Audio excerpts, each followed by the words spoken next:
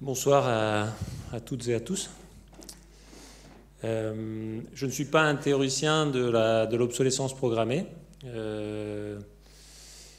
Je voulais aussi partager avec vous que ça fait un peu drôle de se retrouver dans un amphi d'une école d'ingénieurs. Je me sens quelque part un peu chez moi, mais ça fait longtemps que j'y étais pas. C'est peut-être une des raisons pour lesquelles je suis là ce soir. Et comme vous le disiez dans votre introduction, effectivement, je travaillais il y a quelques années dans une grande entreprise aéronautique et j'ai décidé de changer de vie, en fait, et de venir travailler pour Envie à Lyon, qui est devenu maintenant Environalpes, parce que j'ai été vraiment enthousiasmé par le projet de cette entreprise.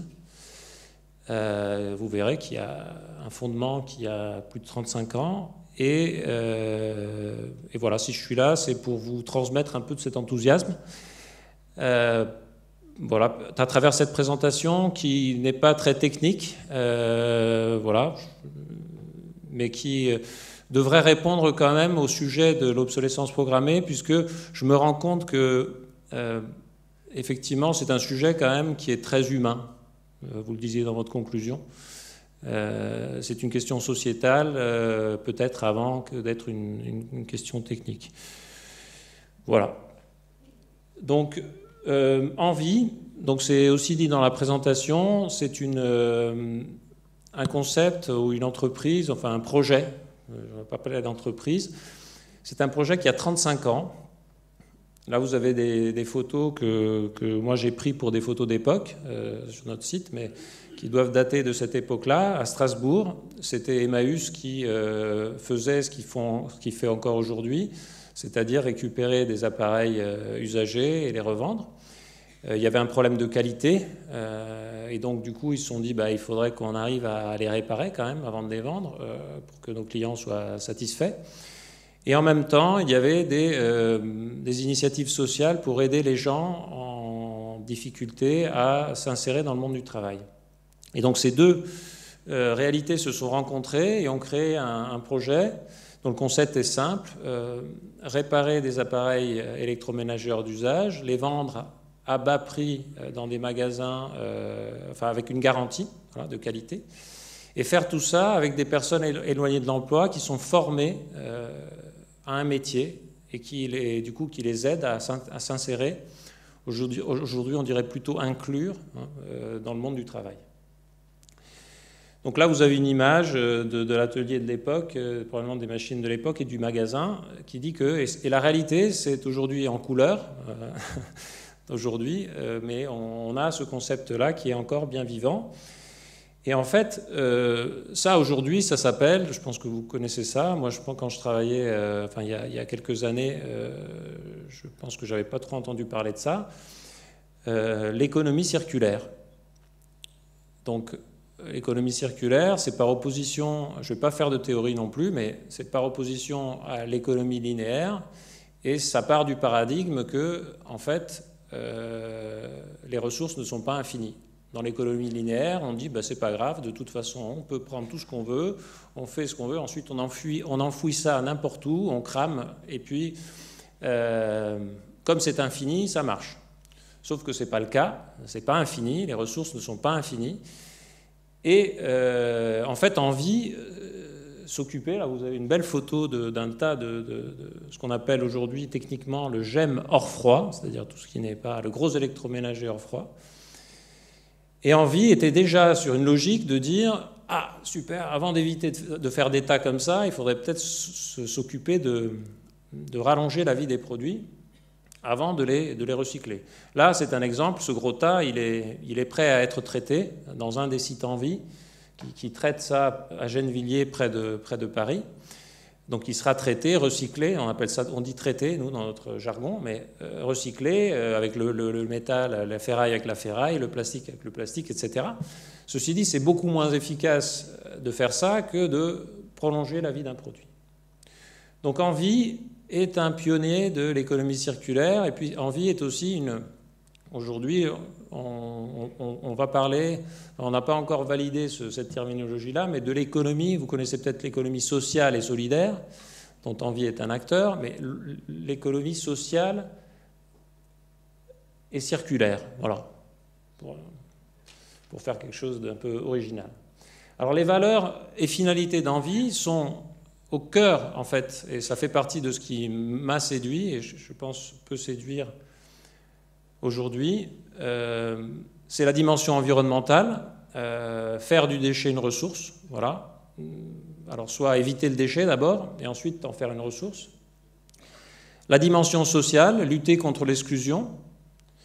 Et puis la dimension économique, c'est avoir des services performants pour nos clients. Alors là, aujourd'hui, je vais vous parler de nos activités d'aujourd'hui, qui ne sont pas limitées à la réparation d'appareils électroménagers.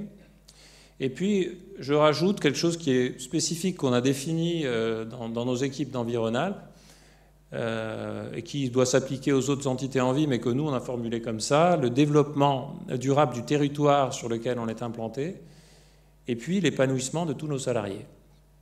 Parce que tout ça, en fait, c'est la base, je pense, dans n'importe quelle entreprise. Si on veut que ça marche, il faut que les personnes se développent à l'intérieur de notre projet, d'une entreprise qui se développe. Alors là, je vais faire un peu de théorie, oui, mais une théorie plus d'analyse systémique. J'ai été très inspiré par un bouquin qui s'appelle, j'en fais un peu la publicité, mais c'est pas le but, mais c'est juste pour... Ça s'appelle La théorie U, qui, en fait, c'est une théorie pour accompagner les transformations, les innovations sociales à grande échelle. Ça a été écrit par un monsieur qui s'appelle Otto Scharmer. Est-ce qu'il y a quelqu'un dans la salle qui connaît, par exemple, la théorie U? Non? Personne. Eh bien, la théorie U, c'est... Otto Scharmer, c'est un chercheur du MIT, un enseignant-chercheur du MIT, qui a développé cette méthodologie qui est super intéressante. Je ne vais pas en parler là, de la méthodologie elle-même, mais lui, il dit, en gros, il s'attaque aujourd'hui aux trois fractures, il les appelle comme ça, de notre époque. Et du coup, je me suis dit que j'allais m'en inspirer pour vous en parler, mais j'ai copié littéralement ce qu'il a écrit dans le bouquin. Il y a trois fractures. La fracture écologique, la destruction à grande échelle de l'environnement et de la nature. Okay. La fracture sociale, des niveaux d'inégalité odieux et une fragmentation conduisant à la destruction de l'unité sociale. Et puis la fracture spirituelle, là je n'ai pas tout écrit, c'était un peu long, mais burn-out, dépression, perte généralisée de sens. Et il dit plus loin, la planète, l'unité sociale et l'essence même de l'homme sont menacées. Alors ça peut vous paraître un peu alarmiste, voilà. Je ne sais pas, ça vous paraît alarmiste? Un peu? Ouais. Mais je pense, en fait, quand on se dit qu'on consomme 1,5 fois les ressources que la planète est capable de produire durablement tous les ans, et qu'on n'a pas une tendance à le baisser, quand on sait que 8 personnes possèdent ce que la moitié plus pauvre de l'humanité possède en richesse, et qu'il n'y a pas une tendance à réduire ce gap. Et quand on voit effectivement qu'il y a plein de gens, on pense plutôt aux jeunes, mais pourquoi les jeunes? En fait, il y a une aspiration spirituelle à se réaliser dans son travail, et c'est de plus en plus difficile de le faire. Enfin, c'est ce qu'il dit, ça, j'ai moins de recul sur la dimension spirituelle, mais je peux parler de moi. En tout cas, je suis très content de travailler dans une entreprise qui a du sens, c'est-à-dire dont le projet, intrinsèquement, veut faire quelque chose pour la planète et pour réduire ses inégalités. Ça fait partie de son projet. Donc, quelle qu'en soit la perception qu'on en a, on est quand même tous d'accord qu'il y a un problème là-dessus. On peut être plus alarmiste que d'autres, mais en tout cas, il y a un sujet. Et ce que je veux dire par là, c'est que le projet Envie est quand même d'actualité, du coup. Voilà. Donc ça, c'était la partie un peu d'où on vient. Et je pense que du coup, ce projet Envie est d'actualité, ça fait du sens de faire ça. Et là, je vais vous parler un peu d'où on est aujourd'hui. Alors du coup, ça c'est une belle photo de collaborateurs d'Envie à Villeurbanne. On est basé à Villeurbanne-Saint-Jean, pas très loin d'ici. Et c'est d'ailleurs du coup chouette de rentrer dans un des bâtiments à côté duquel je passe souvent. Et je vais vous montrer en fait dans un petit film, un film qui a été fait, petit film d'animation qui présente Envie bien mieux que moi je ne le ferai, avec quelques chiffres, c'est assez ludique et normalement il y a aussi une petite bande sonore. Voici une machine électrique en panne. Vous voyez un objet bon à être abandonné. Envie a su voir le contraire. Non pas un déchet, mais un objet qui pourrait devenir utile. Utile pour inventer une consommation utile, créer des emplois utiles et une économie utile. Et c'est comme ça qu'est né ce réseau il y a 30 ans, précurseur de l'économie circulaire. Mais le plus utile serait de vous expliquer comment ça se passe. D'abord, le réseau Envie récupère tout type de déchets d'équipements électriques et électroniques abandonnés par leurs propriétaires pour les réparer dans ses ateliers ou les démonter pour utiliser un morceau de cette machine avec un bout de celle-là et en fabriquer une identique. Et voilà, des produits comme neufs remis en circulation. 90 000 par an, vendus et garantis dans les magasins Envie jusqu'à 50% moins cher que sur le reste du marché. Pour éviter ces 4000 tonnes de machines soi-disant inutiles, place à la consommation utile, c'est-à-dire responsable, en circuit court, plus économique et plus durable. Oui, bon, c'est vrai, tous les appareils ne sont pas réparables. Eh bien, Envie s'occupe aussi de recycler ce qui n'est pas récupérable dans le respect de l'environnement.